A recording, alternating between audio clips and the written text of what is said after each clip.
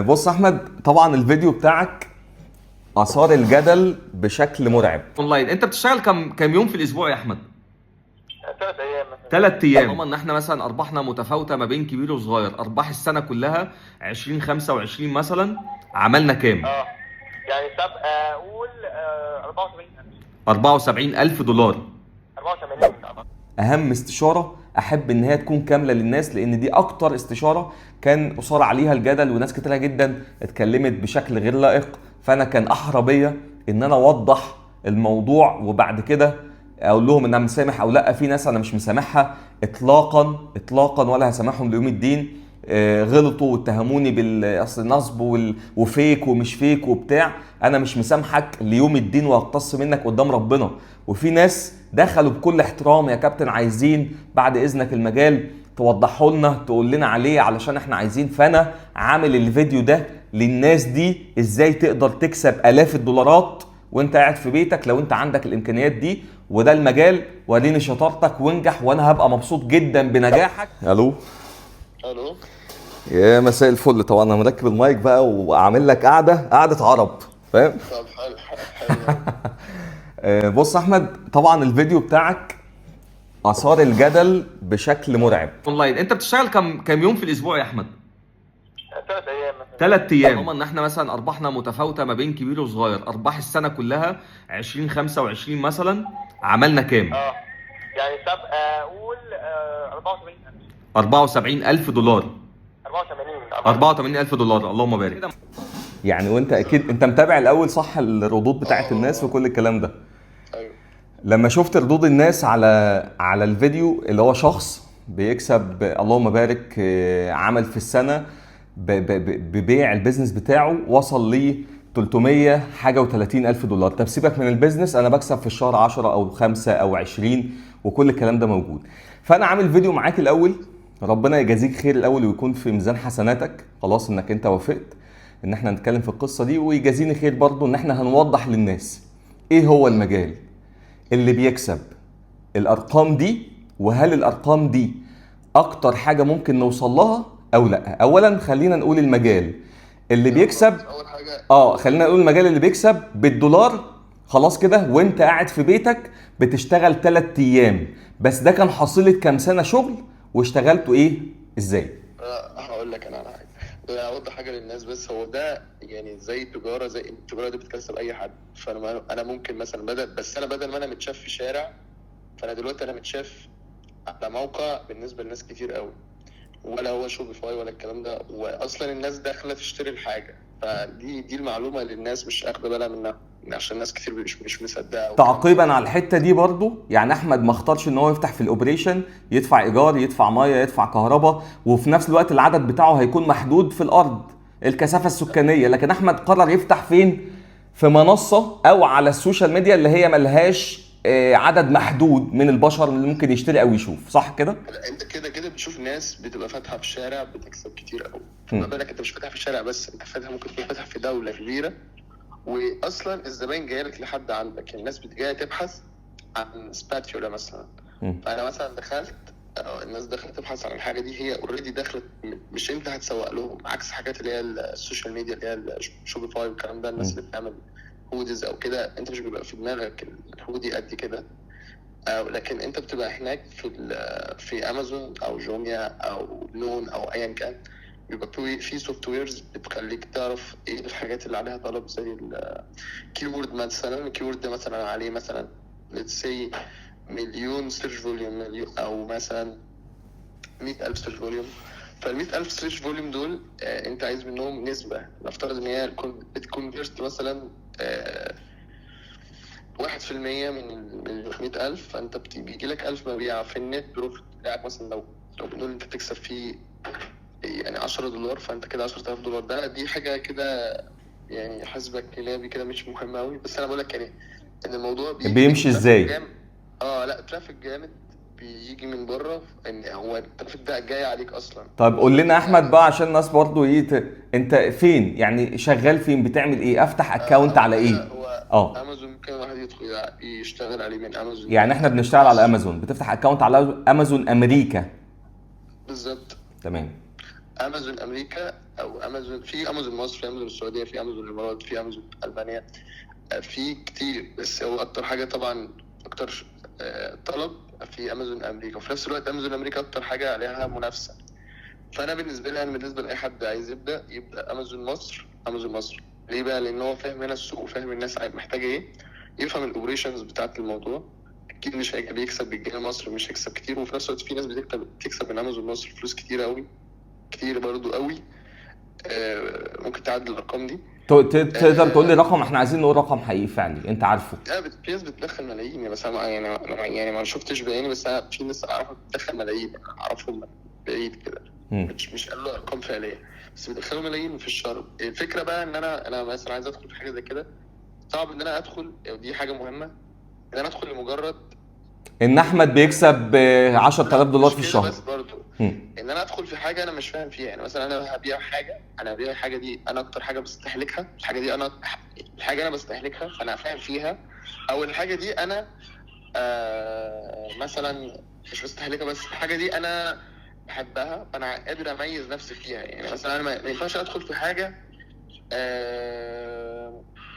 لمجرد ان هي بتكسب فلوس بس انا مش فاهم اميزها ازاي. يعني مثلا انا بشرب قهوه كتير، فانا عارف مثلا لو انا هدخل في القهوه، فانا عارف مثلا شكل الباكجينج بيفرق في شكل الحاجه، فده هيجذب الناس، الحاجه دي بتشد الناس اكتر، فانا هقدر ان انا اطور فيها.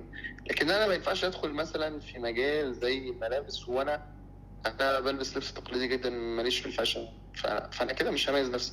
انا بقولك ده لو انت مش عندك بيزنس. يعني لو طيب في حد فاتح محل حاجه وعارف الناس بتحب ايه، فهو مثلا هيركز على الصور بتاعه المنتج بتاعه، ان هو يخليها بطريقه احسن، هيكون مش هو إن دليل عامة للناس اللي هتشتري. هيقدر هو بالظبط. شاطر فهيبدأ يخلي الناس يعرض حاجته بشكل احسن، يختار الحاجة الافضل اللي السوق محتاجها، يعمل تصميمات يضيف افضل، حاجه فهيميز نفسه فهيبيع اكتر. بالظبط، يضيف حاجه كده بسيطه، زي مثلا اللي هو يعني بندل مثلا، بدل ما هو بيبيع مثلا سماعه بس، يبيع سماعه مع كيس للسماعه، اللي هو كفر للسماعه. فهو كده الناس اللي بتشتري هتشوف ان هي بتاخد فاليو اكبر من الفاليو اللي بتتباع كسماعه لوحدها.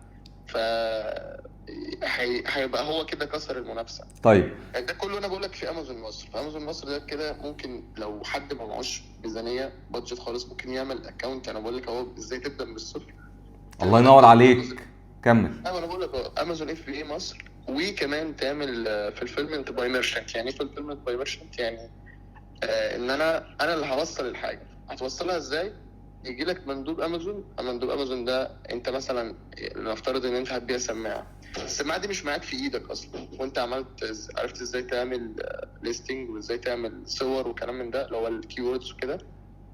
ده كله كده مش بيكلفك اي حاجه. عملت الليستنج، جالك اوردر، انت بتروح تشتري السماعه دي من اي حد في العتبه سي مثلا، وتجيبها بسعر رخيص، وتاخد الفرق اللي بينهم. انت كده يعني يعتبر رحت جبت سماعه واحده. السماعه دي ممكن من مكسبها تجيب 3 4 وهكذا، وبعد كده تقلب الموضوع اللي في الفيلم انت باي امازون.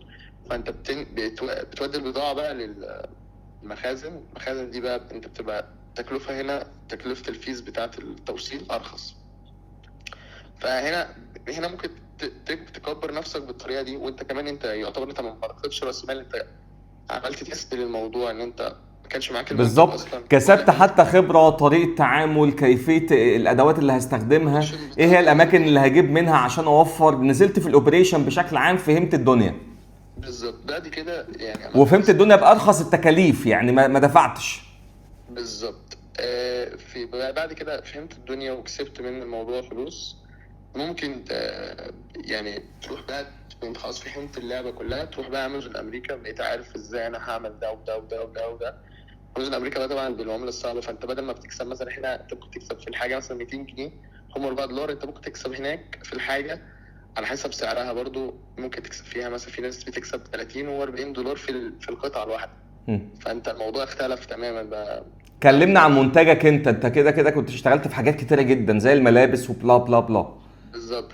انا مثلا انت ممكن تجيب حاجه من الصين مثلا ب والله ممكن تبقى سنتات. يعني ممكن تبقى 80 سنت، وبالتوصيل توصلها امريكا تبقى $1.50 مثلا، تبيعها ب $16 او $17.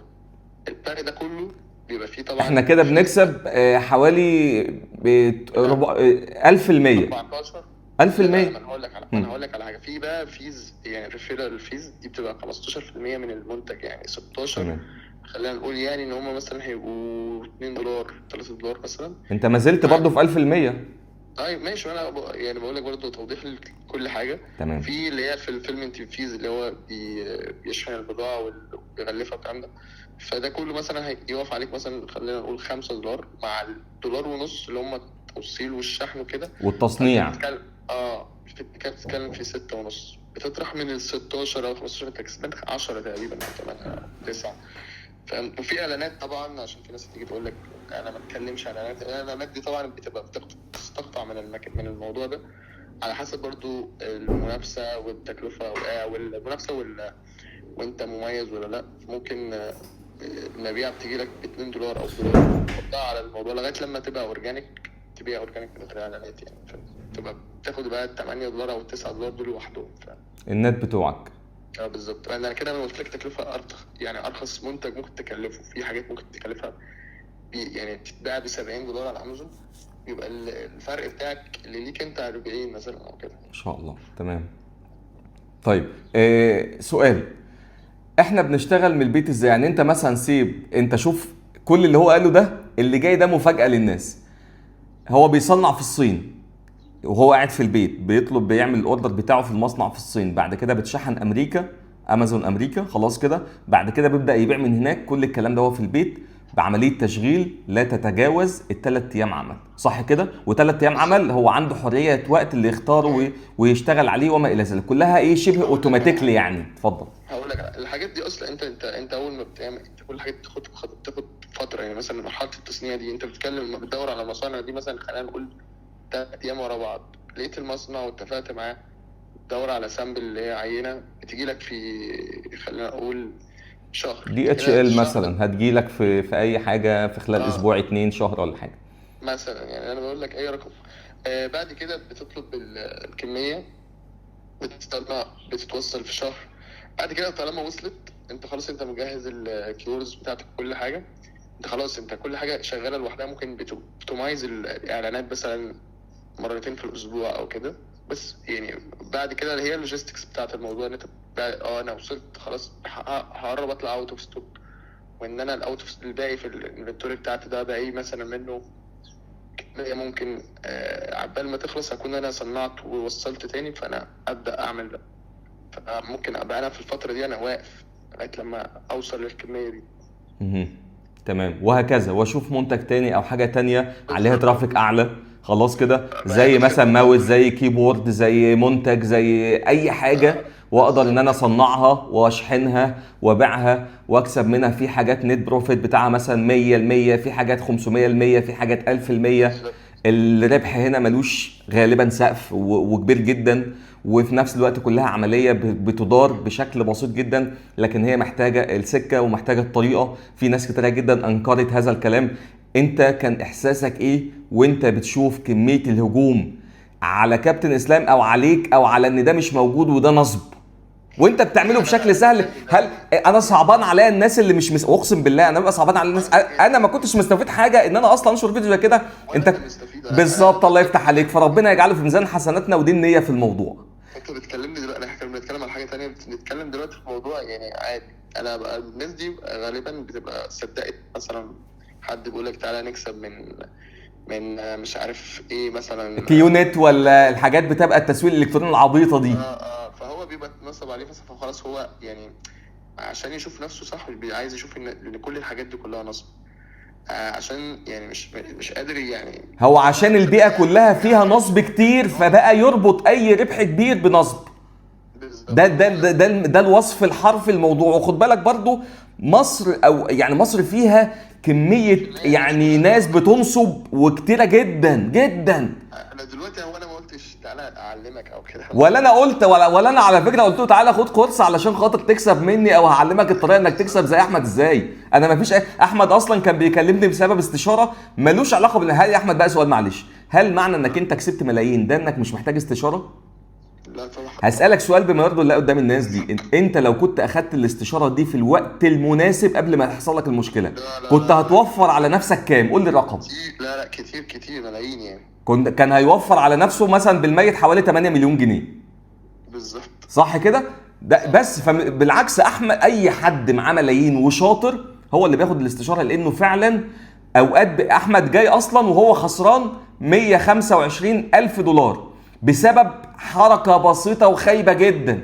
لما استشارني فيها قلت له لا، كان الصح 1 2 3 4 5، بس انت اتعلمت بالهارد واي. ايه هو بقى الايزي واي؟ انك انت تروح تستشير حد قبل ما تقع في المشكله، او لو حاسس انك عايز تاخد قرار مناسب بناء عليه تاخد القرار وتوفر على نفسك الخساره دي. بالظبط. بس انا قلت الموضوع من الاول من A to Z، يعني ممكن ازاي تبدا من الصفر اهو، وازاي برضه ممكن تختصر ده وتخش على امازون امريكا على طول.